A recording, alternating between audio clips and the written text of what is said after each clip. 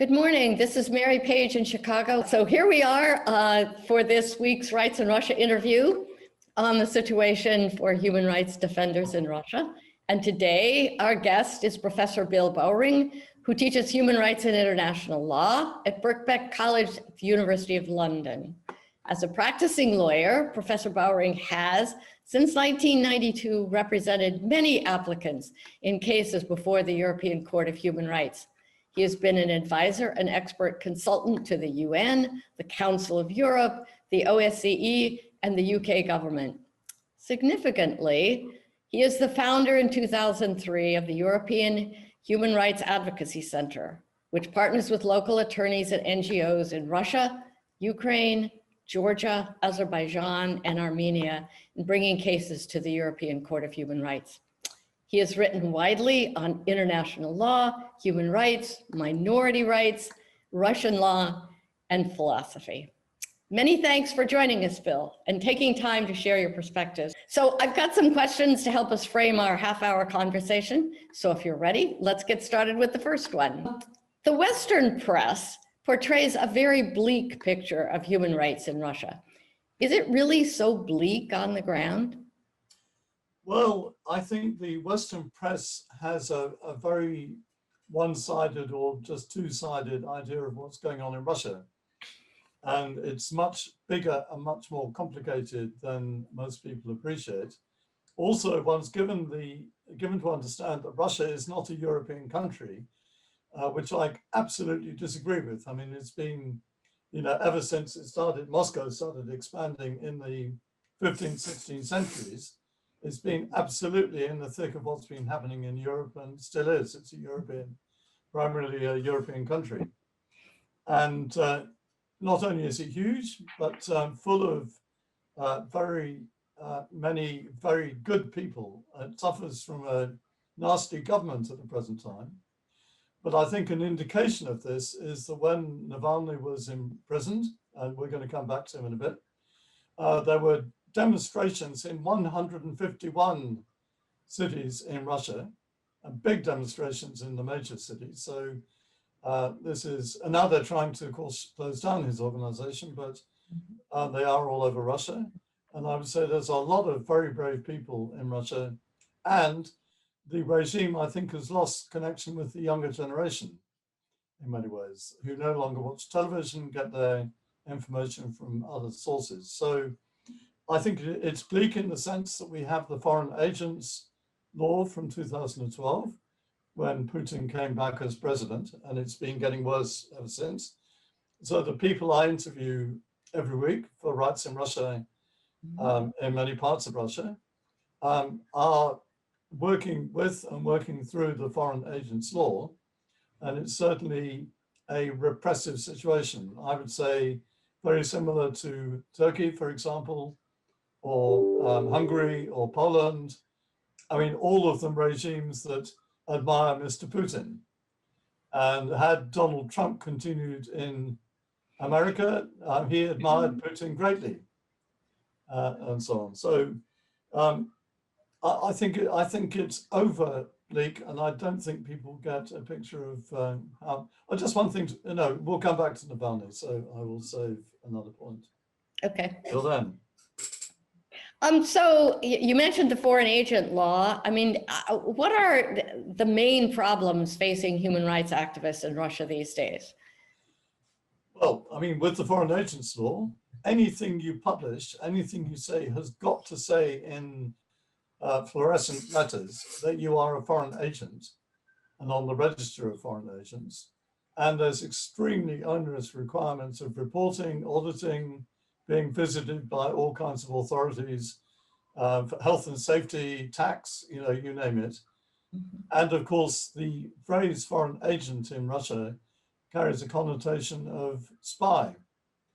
And of course, the Russians are copying the American FARA, Foreign Agents Registration Act, which of course was brought in originally for the Nazis in World War II, was then used against W.E.B. Du Bois and others who were thought to be too far to the left, was in abeyance, but is now being brought back again in the United States. So the Russians say, oh, we're simply copying the United States. So there's also funding. And of course, you're a foreign agent if you're engaged in political activity, very broadly defined, and you have money from abroad. Now, this can have odd results because I work a lot with the independent trade unions in Russia.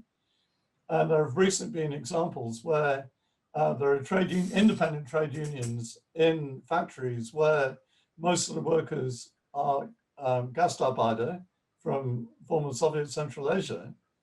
And of course, they are foreigners. So when they pay their union dues, the union automatically becomes a foreign agent, which is ludicrous if you think about it.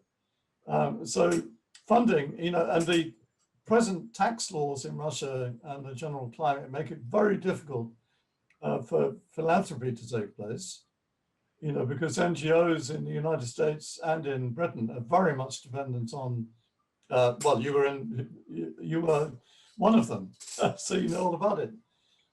Basically most NGOs in Britain couldn't, or the United States couldn't survive. Human Rights Watch is funded by Soros. I worked for Soros, as I said, I was a grantor for Soros for 6 years. So there was a time when the human rights movement in Russia was really dependent on money from Soros, from the European Union, from the National Endowment for Democracy in the United States, etc. That is no longer possible. So, or you find yourself in deep, deep trouble. So I think there is the issue of funding as well. But people are remarkably resilient and creative in the way that they get around these things, I think.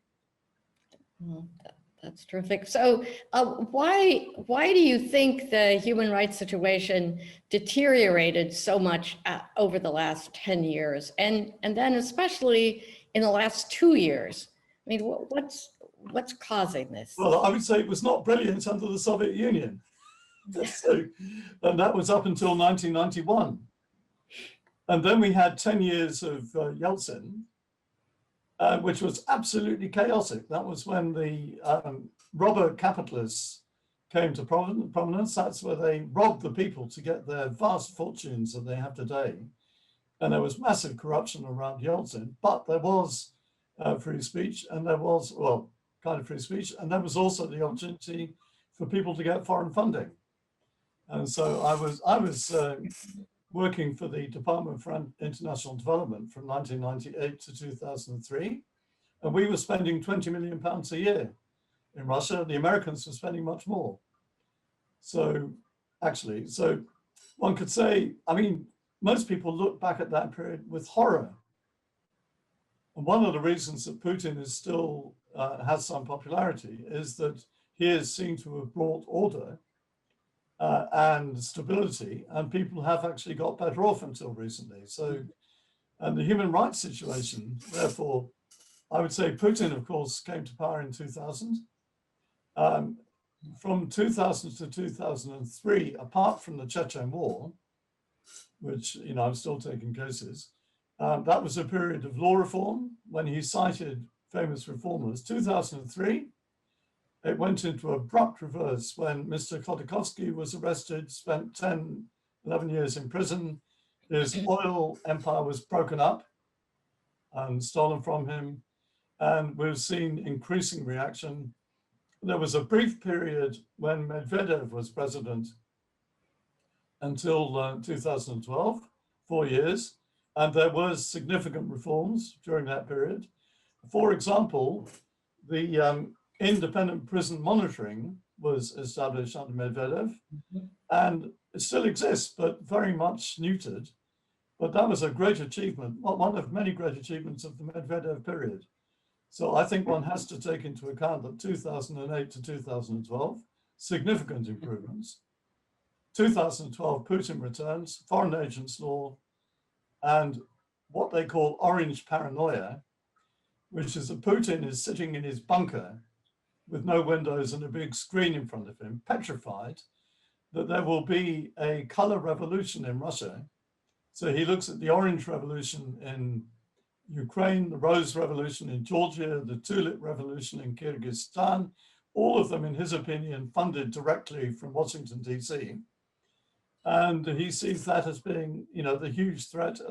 And I think he sees Russia breaking up, of course, because for him, the greatest tragedy of the 20th century was the collapse of the Soviet Union and 15 new countries appearing. And of course, Russia is 85 regions, 21 of which are ethnic republics. And I think he's petrified that Russian Federation will break up. So these are the kind of demons that are fighting it out inside his head, I would say. Mm-hmm. So you mentioned your role with the Soros Foundation, and I wondered if you could talk a little bit more about sort of the influence of Western funders in Russia, and compare that to whether there's domestic support for human rights. There's no philanthropy because it's not possible. And under the existing tax, in America, you get significant tax advantages if you contribute to philanthropic causes. Less so in Britain, but nonetheless, and Soros, of course, made a fortune gambling against the British pound and has been spending it very wisely ever since, I think.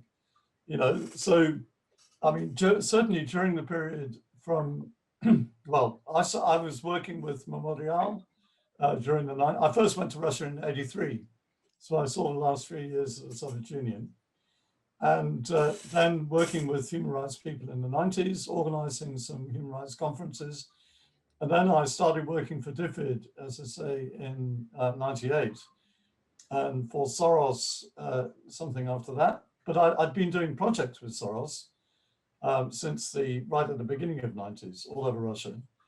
So.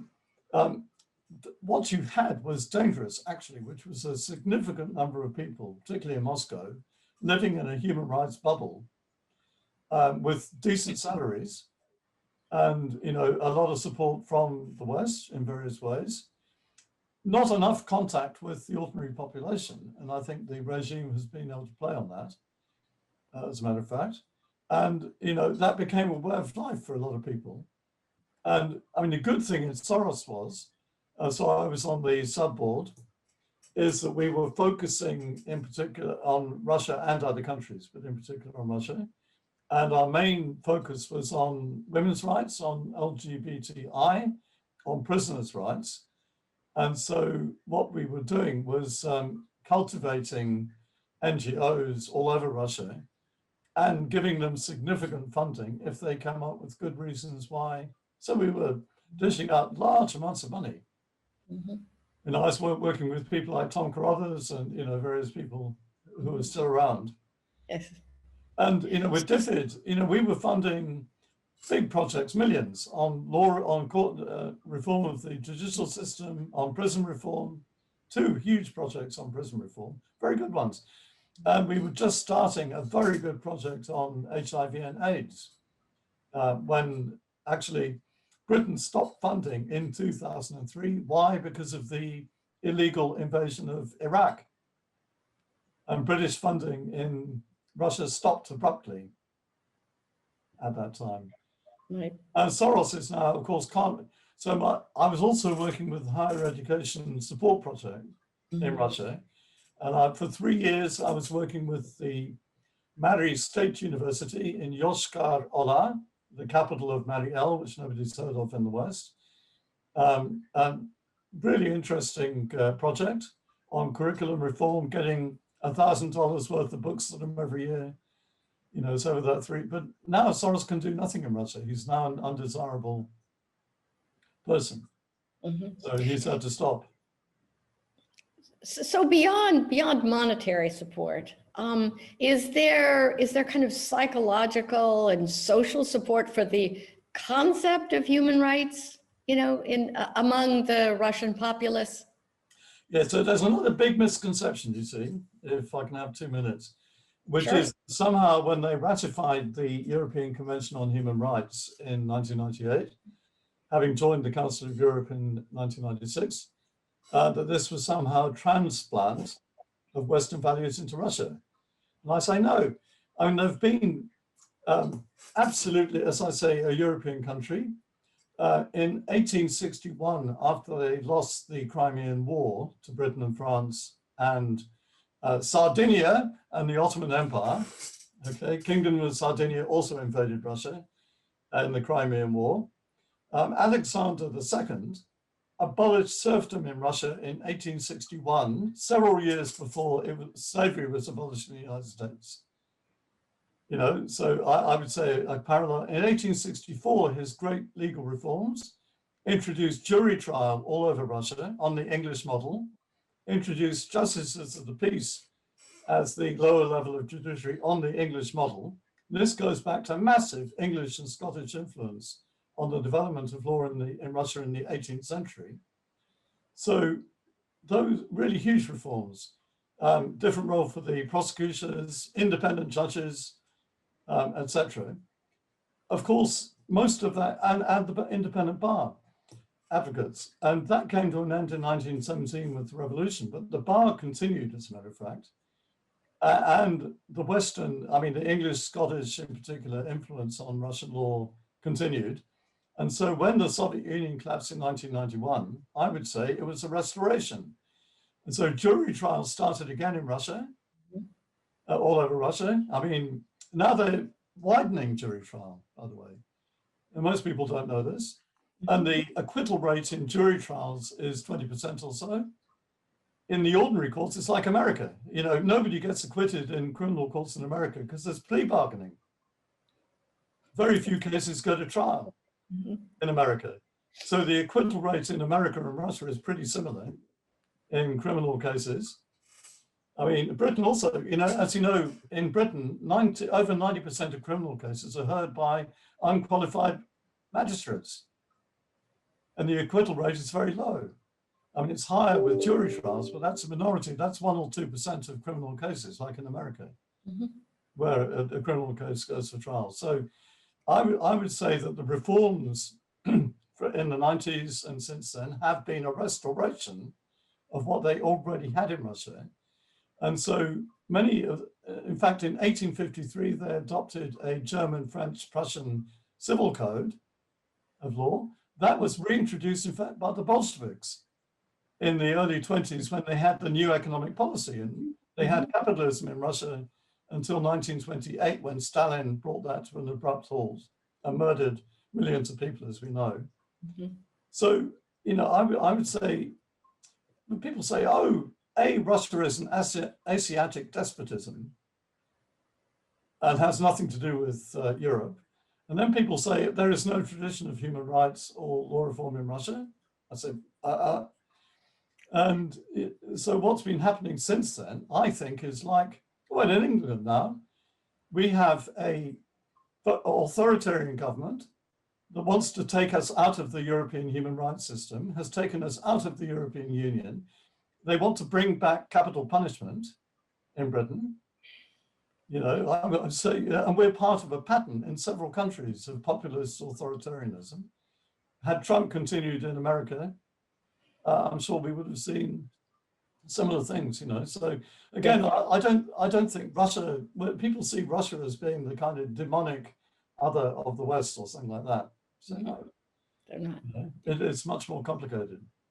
So speaking of complications, maybe you could talk a little bit about why Alexei Navalny has been targeted by the authorities so ruthlessly. Yeah, and this is, by the way, my good friend Anna Politkovskaya was murdered outside her flat in Moscow. My colleague, lawyer Stanislas Markelov, was shot in the head in the middle of Moscow. My friend Estemirova in Chechnya was murdered. This is the regime, and I'm representing at the European Court of Human Rights the widow of Alexander Litvinenko, who was poisoned with radioactive poison in London as a British citizen. And of course, we had Skripal since then. The Russians treat us with contempt because they own the Conservative Party. Huge amounts of Russian money have gone into the ruling party in Britain, and, you know, et cetera, et cetera. So many things of that kind. So Navalny is a nationalist. He's probably further to the nationalist right than Putin, as a matter of fact. Putin, I think, wants Russia to be respected as a great power. But I don't think he's not, Navalny is an anti-corruption campaigner though. And he renamed the United Russia Party, Putin's party, as the party of thieves and rogues, and that has stuck. And actually, anti-corruption has struck a chord with Russians particularly young Russians, to a much greater extent than anti-Putin, as a matter of fact. And there's a wonderful Russian lawyer, political scientist, who's presently in exile in London, called Vladimir Pastakov. And when Navalny went back to Russia, he wrote a very good article using a chess analogy, saying that what Navalny had done, first of all, was not die. That was his first move on the board, not die, when they poisoned him with the same stuff that they used on Skripals, okay? So, and he got to Germany and survived. Secondly, a complete madman, he went back to Russia knowing he would be immediately arrested. And his third move was to insult the king. So at the time he went back to Russia, he published this film, A Palace for Putin, which has been watched 100 million times in Russia, population 140 million. Think about it. So a vast number of people, and it's a brilliant film. Watch it if you haven't watched it. It's got English subtitles, so absolutely superb film. It's great. So what he's doing all the time is relentlessly, and so Putin will never say his name. It's always that person. Yes. And he's been prosecuted over and over again. And of course, the European Court of Human Rights has found that there were no basis for prosecuting him before, and that conviction should be reversed, and he should never have been in prison. He's in prison half the time. And so Pastakov says the guy's a revolutionary. So he's not a sane politician, he's not a reasoned, deliberate politician, he's a revolutionary. Yeah. And I think this terrifies the regime, actually. And the fact that, when the Medvedev film came out from Navalny, which was called Ni Moy Dimon, and it started off, and that was on Medvedev's huge corruption, and it started off with Medvedev's trainers. And young people came on the streets in thousands and thousands with trainers, which they hung on the lampposts. So they got a sense of humor as well. Yeah. And I think the regime just finds this. So Russia is not China, by the way. And it's not Stalin. There's not hundreds of thousands of people being murdered or put in the gulag. They make an example of enough people to show that they can do it. But I would say, there is opposition television, which I watch every day. There's opposition radio, which I listen to, Radio Echo Moskvy. There's a very good opposition newspaper, Novaya Gazeta, which does wonderful investigative work. So it's not China. And a lot of people go to the West one way and another. And actually the Russian Constitutional Court, which I follow closely, is modeled on the German one, and a huge amount of interchange between the German Constitutional Court and the Russian Constitutional Court. And in practically every judgment, they cite the European Convention on Human Rights and its case law. So again, most people don't know this. That's terrific. No, I think most people don't know that. No. And thinking about the courts in general in Russia, I mean, can you say that they're independent? No, and depends which courts you see. So there's courts called the Courts of General Jurisdiction, which hear criminal cases and also cases to do with actual physical people. And now, if you have a family case, it will be heard exactly the same as it's heard in Britain or America. No difference. Most cases to do with property are decided, and there's a wonderful American scholar who's done a lot of work, field work in Russia on Catherine Hendley, she wrote a book recently, Ordinary Law in Russia. When people bring cases against the local authority, or they even, they win. They almost always win. But if you're charged with a criminal case, then the judges hearing them are former investigators and prosecutors. They've never been advocates. So in Britain, all professional judges have been advocates, but in Russia, not. And if they weren't law enforcement, they were court secretaries. And by and large, they deliver, I mean, acquittal rate is less than 1%. And the indictment in Russia is not one piece of paper as in England, but it's many volumes of evidence. And basically the judge, when rendering judgment, reads it out. And if you saw the film Leviathan, excellent film, it's Virgintsev, you must see Leviathan, wonderful film, which was banned in some parts of Russia, but it's a Russian film, everyone's seen it in Russia. And there you will see a court case exactly like that. With commercial law, it's totally different. There's a system of commercial courts, much better trained judges. They now pay attention to and refer to English and American judgments. They operate precedent. There are 4 levels of appeal, and foreign companies constantly win in the commercial courts. Again, so that's a, and plus there's the Constitutional Court of the Russian Federation in St. Petersburg, which is not as good as it was, but still there. And 85 regions of Russia, many of them have their own constitutional and charter courts. Nearly every region in Russia has a human rights ombudsman, as well as the federal one. And when I was arrested in 2007 at 8 o'clock in the morning on a Saturday by 5 guys in black leather jackets who said, "Give us your passport, come with us." They were from the Federal Migration Service and had been tipped off by the FSB.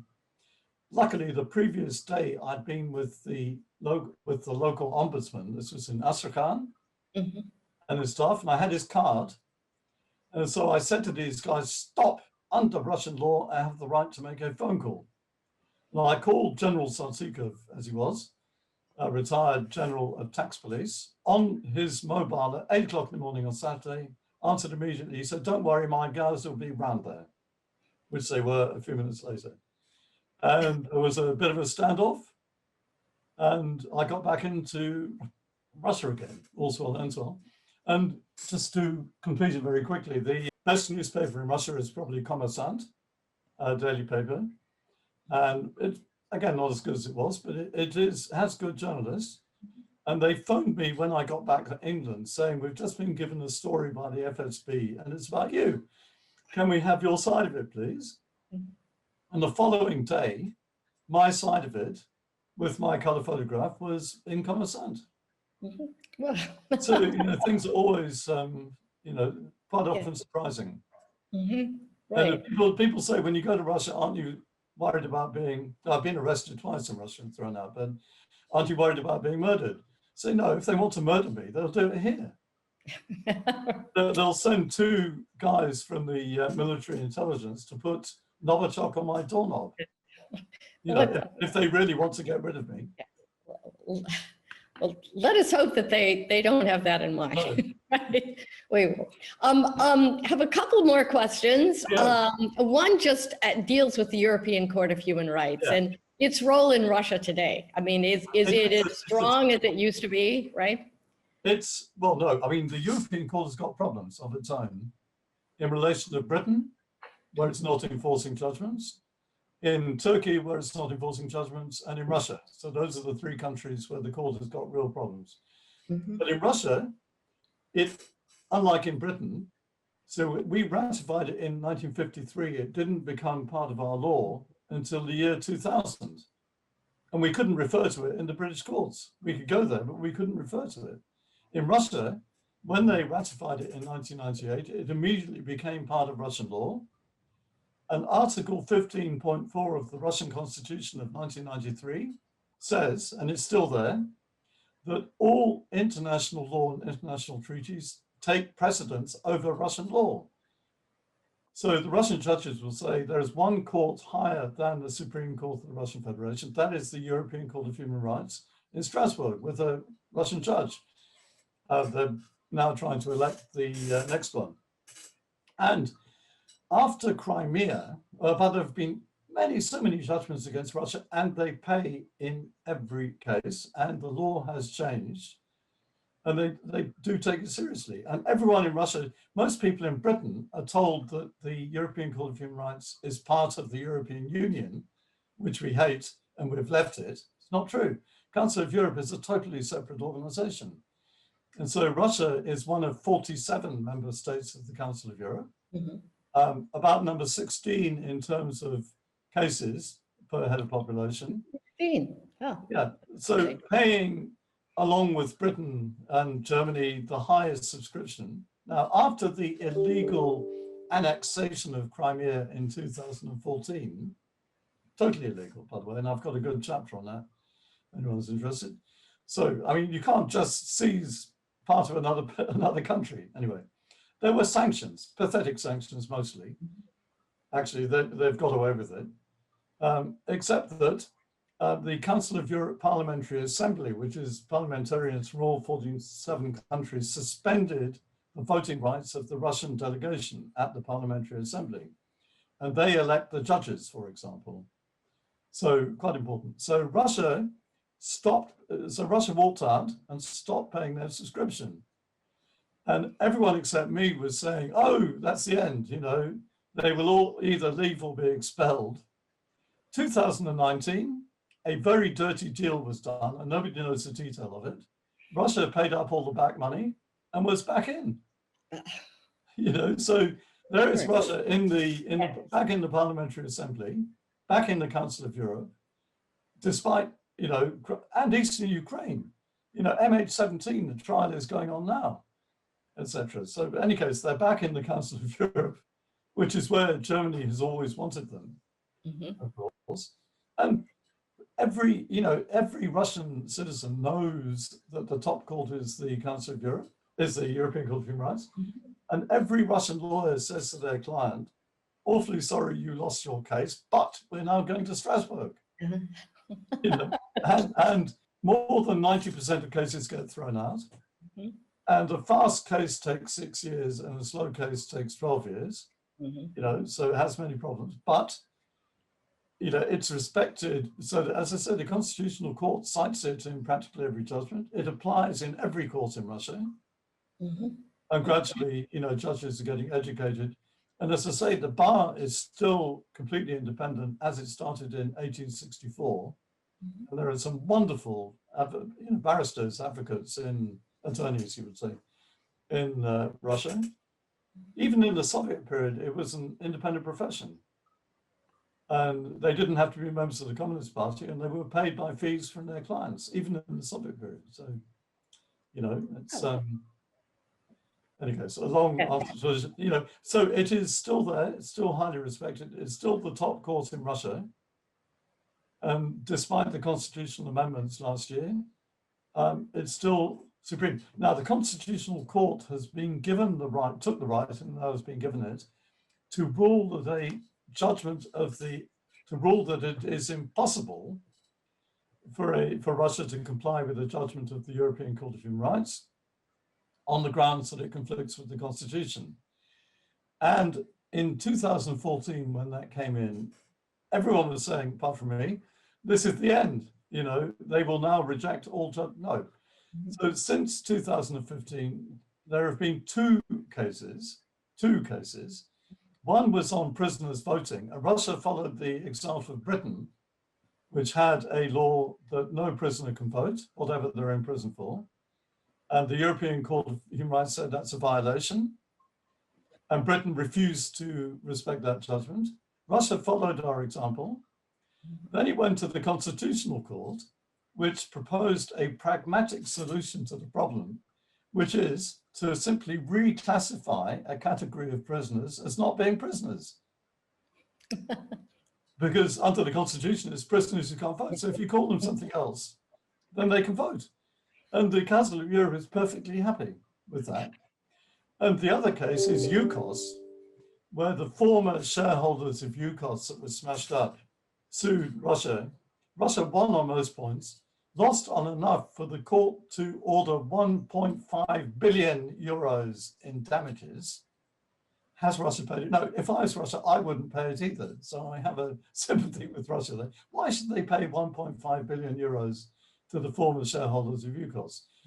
Partly their fault, because they didn't appeal the judgment, which they could have done. So are they being put under pressure to pay it? No, they're not. And they have paid the costs and expenses. 2 cases, and the last one was 2-3 years ago. Well, excellent. I think I mean, these are things. I think the regime is dreadful, absolutely dreadful and murderous, but it's not Stalin. And I have colleagues in prison, lawyers in Turkey, toss up which one is worse, Turkey or Russia. So thinking now about the future, what do you think the future holds for human rights in Russia? Right? Well, if the country stays together, because by the way, Britain will soon be the former United Kingdom. So in my lifetime, we have the former USSR, we have the former Czechoslovakia, we have the former Yugoslavia, and we have Scotland will become independent quite soon. Ireland is going to unify. Wales is getting increasingly independent-minded.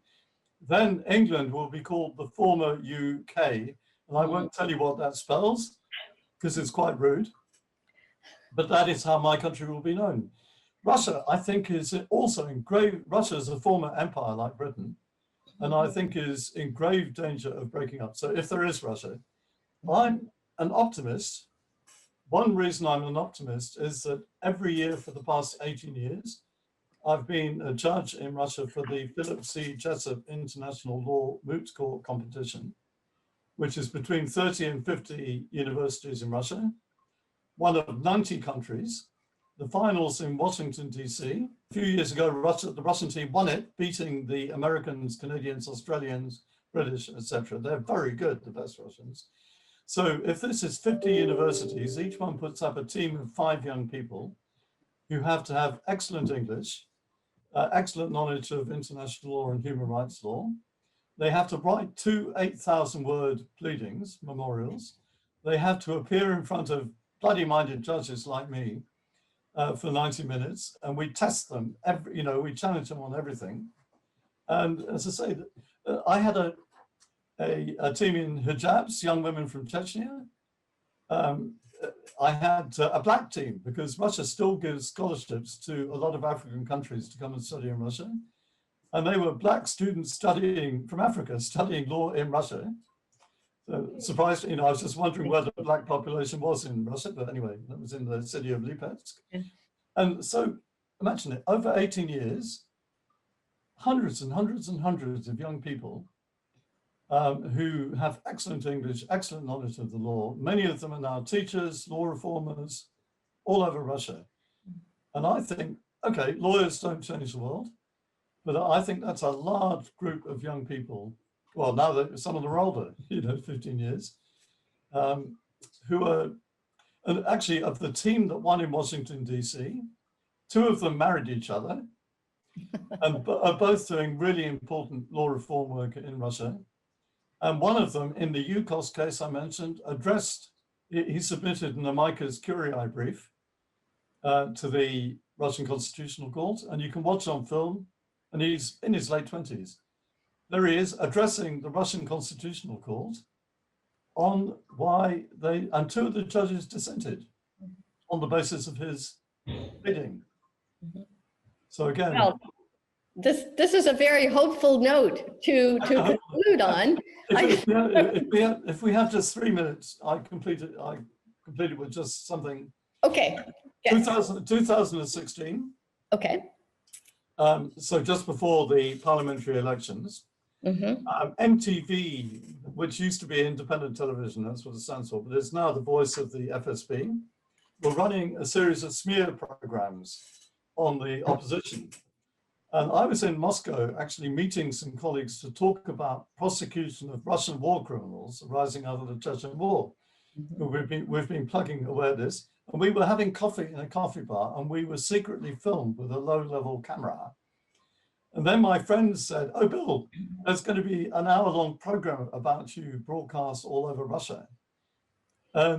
Extraordinary program. I mean, and they actually got what we were talking about. So, but also hysterical tone. Apparently, I'm the top British spy in Russia. I'm also the controller of the Russian opposition, it said. And everyone said, "Oh, Bill, you're suddenly famous in all corners of Russia." And I thought, am I going to get back in again? I was back in again within a month. Thanks to Mr. Kudrin, who was the Minister of Finance, now head of the audit chamber, who I know a little bit, who's an interesting guy. He's on both sides. And he helped to get me a visa after that film. So, you know, and I was in Moscow 2 days ago for a big conference virtually.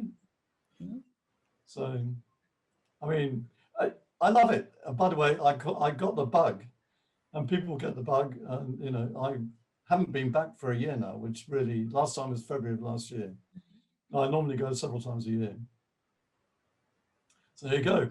Pleasure talking to you. Well, this is. You don't speak Russian yet, have you? No, I don't speak Russian yet. This is a sadness, but beautiful, beautiful language. yes, I love to listen to it. Well, this has been such a pleasure, Bill. I have enjoyed this so much. I just wish you the very best in continuing to do this really important work, both scholarly and legal assistance work, and hope that we'll have a chance to meet again sometime. That'd be great.